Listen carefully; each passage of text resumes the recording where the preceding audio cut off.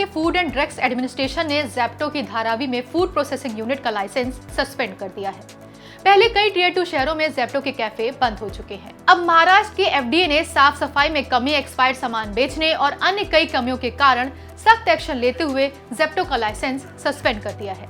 ये कार्रवाई एक औचक निरीक्षण के बाद की गई। निरीक्षण में पता चला कि फूड सेफ्टी नियमों का गंभीर उल्लंघन हो रहा था। ये कदम मुंबई में ज़ेप्टो के कामकाज पर एक बड़ी कार्रवाई का हिस्सा है। फटाफट डिलीवरी करने वाली कंपनी के खिलाफ मुंबई में एक्शन तो ले लिया गया, लेकिन पब्लिक को भी समझ लेना चाहिए कि ये डार्क स्टोर क्या होते हैं। और अब शायद टाइम आ गया है कि सब जगह चेक किया जाए कि ये कंपनियां कहां से डिलीवरी करती हैं। ज़ेप्टो नाम की कंपनी भी मिनटों में सामान सप्लाई करने के धंधे में है। मुंबई के धारावी के गोदाम में जब छापा पड़ा तो देखा खाने के सामान में फंगस लगा हुआ है। बहुत सारा सामान एक्सपायरी डेट वाला था।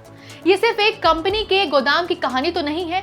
पब्लिक को भी सोचने की जरूरत है कि मिनटों में डिलीवरी करने वाली कंपनियां नुक्कड़ की दुकान से सस्ता सामान कैसे बेच लेती हैं। क्या राशन स्टोर वाले इन रेट्स के सामान नहीं बेच पाते? तो कहानी है डार्क स्टोर की। ऐसा ही एक डार्क स्टोर था मुंबई में, जहां सड़ा गला सामान पकड़ा गया और छापा पड़ा मुंबई में। आपके पड़ोस का दुकानदार आपको एक बिस्किट का पैकेट 10 रुपए में देता है, तो वही बड़ी बड़ी कंपनियां 8 रुपए में कैसे बेच लेती हैं, वो भी घर बैठे बैठे। सब्जी बाजार भी जाओ तो वहां की सब्जी के भाव और ऑनलाइन में जो ऑर्डर भेजते हैं उसमें कितना फर्क होता है, और ये कैसे? अब सवाल ये है कि कुछ दुकानदार लूट रहे थे, अब तक ये भी डिलीवरी करने वाले आपका दाना डालकर फंसा रहे थे। तो समझने वाली बात यह है कि अगर कोई भी दुकान लोगे तो आपको उसकी लोकेशन देखनी होगी, जहां कस्टमर आए, आपकी दुकान अच्छी चले, आप उस दुकान को मेंटेन भी करोगे, एसी, बिजली, फ्रिज, हर चीज का बिल भरोगे। लेकिन ये जो गोदाम है जहां सामान लोगों को ऑनलाइन घर तक पहुंचाया जाता है, ये होते हैं डार्क स्टोर, जो कहीं भी किसी भी गुमनाम जगह पर हो सकते हैं। लेकिन इसकी साफ सफाई का ध्यान तो रखना ही होगा ना। चूहे, कॉकरोच, कीड़े मकोड़े कोई भी घूम रहा है। इन कंपनियों के डार्क स्टोर में क्या चीज कैसे पड़ी है ये कौन देखेगा? सस्ते के नाम पर कुछ भी सड़ा गला सामान उठा के बेच दोगे आप? ये सब कौन देखेगा? कौन इसकी जिम्मेदारी लेगा? अधिकारियों को भी इसके लिए नए नियम बनाने होंगे और जनता को ये भरोसा दिलाना होगा कि डार्क स्टोर में भी सामान सही से रखा जाता है।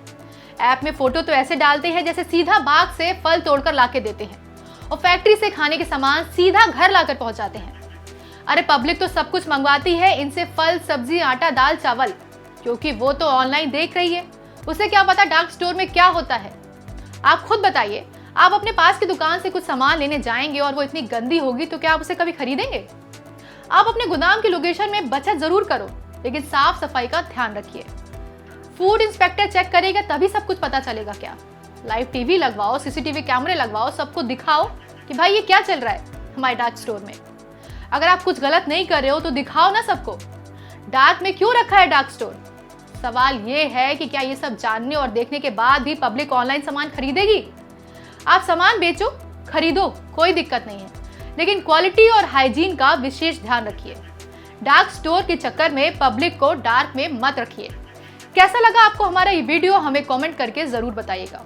और भी ढेर सारी जानकारी के लिए हमारे साथ जुड़े रहिए और देखते रहिए ONOG न्यूज। तब तक के लिए धन्यवाद।